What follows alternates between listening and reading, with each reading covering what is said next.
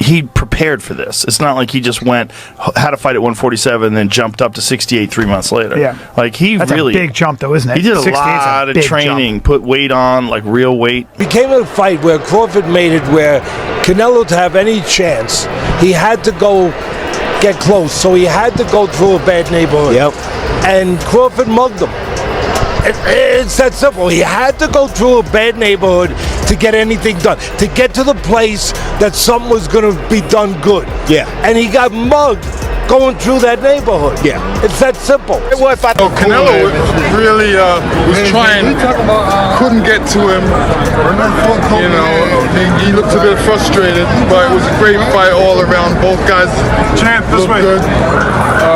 Crawford an all-time great. Joe Rogan voiced his shock at Crawford's masterclass against Canelo, admitting he was completely blown away by everything Crawford displayed in the ring. "I scored it 8 rounds to 4 for Crawford, and that's me being generous to Canelo," Rogan said. He emphasized that Crawford shattered expectations by not only absorbing Canelo's punches but also standing his ground instead of retreating. Time and again, Crawford fired back with sharp, dangerous combinations that kept Canelo on the defensive. Rogan noted that while fans anticipated Crawford's skill and ring IQ, no one truly believed he could take Canelo's power shots to the head and brush them off so impressively.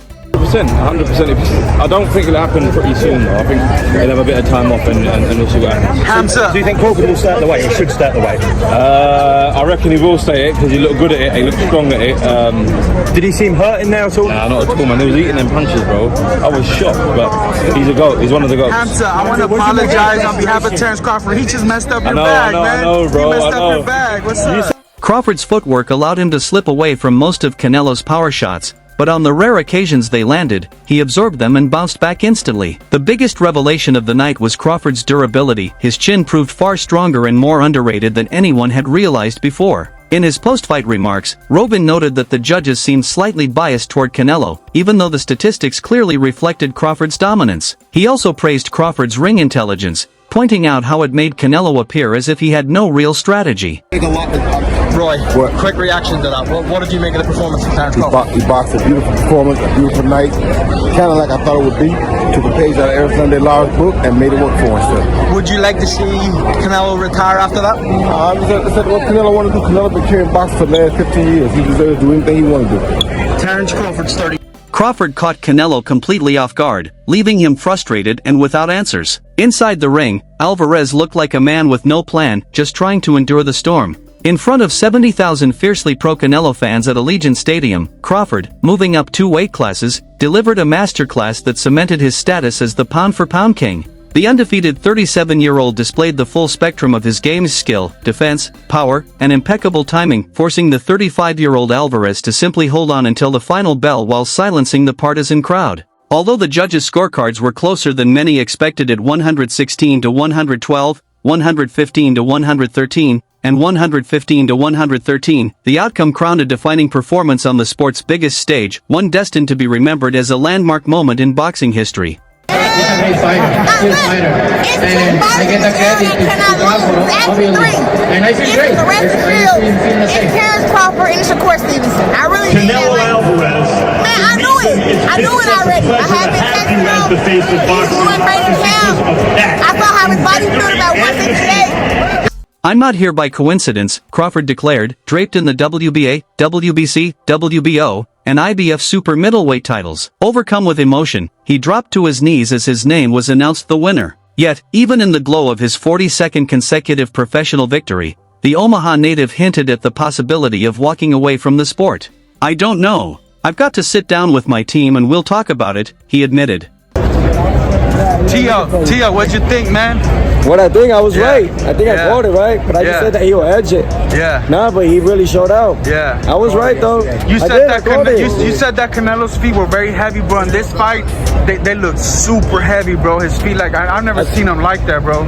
You just start seeing. Fighting on Mexican Independence Day weekend, Alvarez entered his 68th bout with pride, legacy, and the weight of a nation on his shoulders, but against a generational talent like Crawford, it wasn't enough. Suffering just the 3rd loss of his career, Alvarez remained gracious in defeat. "I feel great to share the ring with great fighters like him. If we do it again, that would be great," he said. "My legacy is already written, and I love taking risks because I love boxing." Adding fuel to the spectacle, Crawford made his ring walk accompanied by a mariachi band. Unaware of the twist, the Mexican crowd sang along passionately until a smirking Crawford appeared on the big screen, leaving many stunned. Sir, what do you think made the difference? Back in that ring, King. To speed, really. Yeah. I think it was the main factor. Canelo couldn't really keep up with him. He was too fast. His feet, footwork was too good. Do you think the scores was right on, or do you think maybe it was a little more towards Bud? Alvarez made his entrance to the sound of mariachi, brass and strings ringing out as he basked in the adoration of the crowd. After a tentative first round, Crawford quickly took control, using his reach, footwork, and precise counterpunching to dictate the pace. Doubts lingered about whether he could withstand Alvarez's famed power, but when Canelo landed to the body in the fourth, Crawford answered instantly with two sharp uppercuts and a right hook combination, showing zero fear. Even after Alvarez connected with a heavy right hand in the closing seconds, Crawford only smiled, unfazed. By the sixth, he was gliding effortlessly across the ring, delivering a crisp, fluid combination that showcased his mastery. For Alvarez, fighting in Las Vegas for the 21st time, the city where he built his fortress over 2 decades, the halfway point revealed a harsh truth. Crawford was dismantling that stronghold piece by piece. It was great. Yeah. That was a perfect fight, man. Perfect fight from Crawford? Yeah. What about Canelo? How did he do? Well, you know, it's a perfect fight that what is his name? It's Canelo. He's Ringside was packed with stars from both boxing and entertainment icons like Mike Tyson, Evander Holyfield, and Thomas Hearns sat alongside singer Lizzo and actor Mark Wahlberg. They watched as the 9th round erupted into a spectacle, with both fighters meeting at the center of the ring to trade heavy shots, briefly halted by an accidental headbutt from Alvarez. In Canelo's corner, desperation set in. "We have 3 rounds to blow him up," urged longtime trainer Eddie Reynoso. But as the championship rounds unfolded, it was Crawford who looked stronger, increasingly appearing capable of closing the show before the final bell. pull it off, man. He did that. I told you, easy work. He almost got the 11-round stoppage. Yeah. I told y'all he is a monster. Yeah. Listen, man, Canelo's a good fighter, man. Yeah. But he made the fight look normal, guys. Yeah. He made it look normal. Canelo left out of face with his cherry red face. Yeah. You know what I'm saying? I mean, he didn't have a mark on him. Comparable to Jabs and combinations flew as Alvarez pressed forward, only to be systematically picked apart by Crawford. Canelo's legs began to betray him, the fatigue evident. In a 15-round era, it felt inevitable that Crawford would have closed the show. Though the judges' scorecards were uncomfortably close, Crawford had vowed all week that he would find a way past Alvarez, and he delivered in style. This matchup was never years in the making, as the two had long campaigned in different weight divisions, yet Alvarez's commercial clout and Crawford's pristine record transformed it into a true super fight. With the victory, Crawford etched his name even deeper into history, now a 5-weight world champion, adding his undisputed crowns at light welterweight and welterweight to this latest, career-defining triumph. Tremendous night for boxing, and he had a game plan, he performed, and he deserves all the recognition. What would you like to see next from him? To have a nice vacation and enjoy the moment.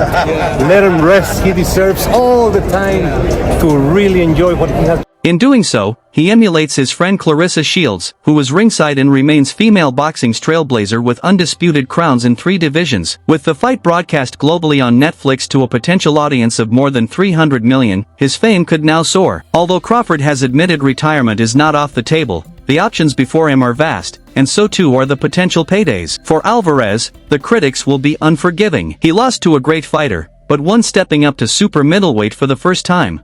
So into the sport, this guy, adapt. I knew it. How did you know he was going to win? Why? He's got too much ammunition. You know, he's southpaw, orthodox, on the back foot. That's what changes good from great is knowing how to adapt. You know, he's back foot, front foot. That's the difference. Devin Haney said he wants him to retire.